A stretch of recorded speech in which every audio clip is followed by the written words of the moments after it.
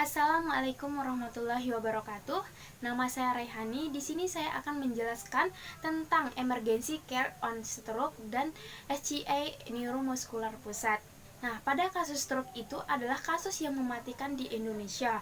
Kemudian, terapi ataupun treatment harus dikembangkan pada kasus stroke, di mana setelah stroke itu pasien akan mengalami kelumpuhan atau kecacatan. Nah, di stroke itu ada hemiplegia atau kelumpuhan setengah bagian tubuh, kemudian spinal cord injury, ya, di mana lumpuhnya bagian bawah saja. Lalu jika stroke yang terkena bagian otak kiri, maka tubuh yang akan terkena yaitu bagian kanan. Begitu juga sebaliknya, di mana stroke ini dibagi menjadi dua tipe secara etiologi. Nah, yang pertama itu stroke iskemik, kemudian yang kedua stroke hemorrhagic.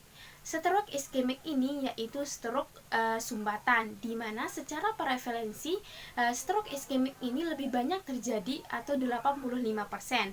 Nah, contohnya sumbatan ini terjadi di kapiler di pembuluh darah di otak. Nah, sumbatan ini bisa karena plek, kemudian embolus, emboli. Nah, kemudian selanjutnya stroke hemorrhagic. Stroke hemorrhagic ini lebih sedikit terjadi atau 15%. Hemorrhagic ini yaitu perdarahan, di mana pecahnya pembuluh darah yang ada di otak. Nah, untuk faktor pemicunya yaitu yang pertama hipertensi atau darah tinggi, kemudian cedera kepala berat, selanjutnya itu ketidaknormalan pembuluh darah di otak sejak lahir atau cacat bawaan.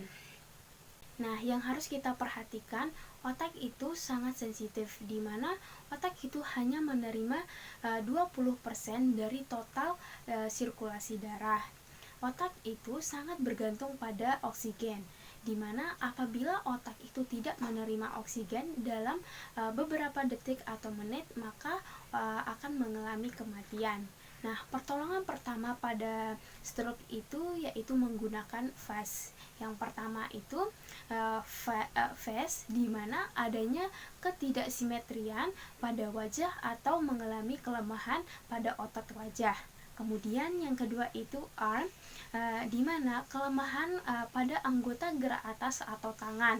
Nah, cara pengecekannya ialah dengan cara meminta korban mengangkat tangan selama 10 detik.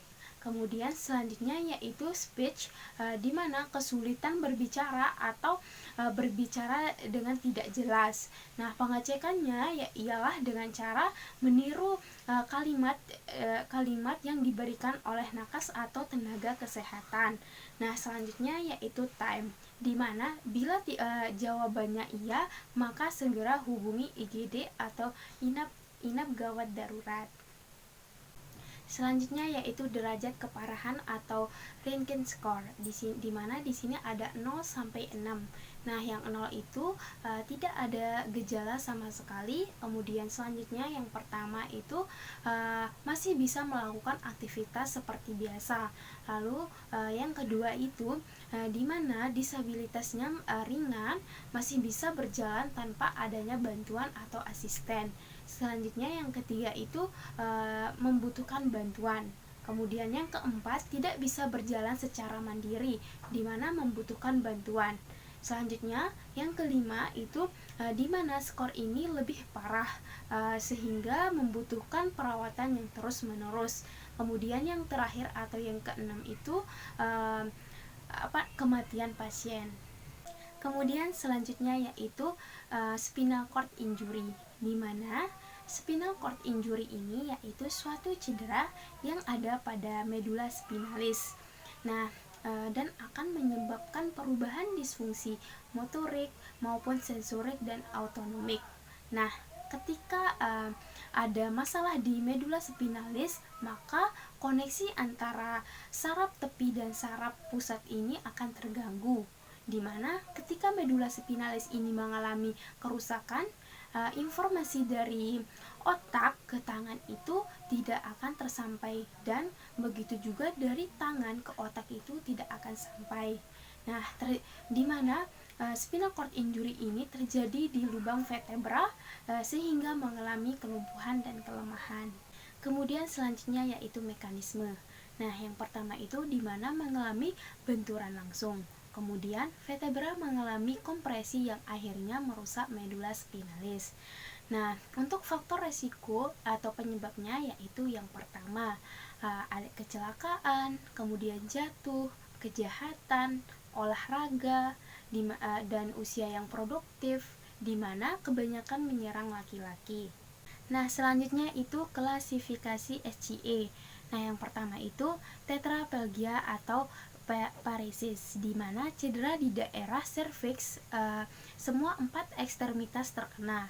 Lalu selanjutnya itu paraplegia atau paresis, di mana cedera di segmen toraks, lumbal atau sakral 2 ekstremitas yang terkena, di mana fraktur terbuka dibuatkan ring pad untuk melindungi tulang, dan tidak boleh membalut luka bakar. Mungkin itu saja dari saya, kurang lebihnya mohon maaf. Wabillahi taufiq wal hidayah. Wassalamualaikum warahmatullahi wabarakatuh.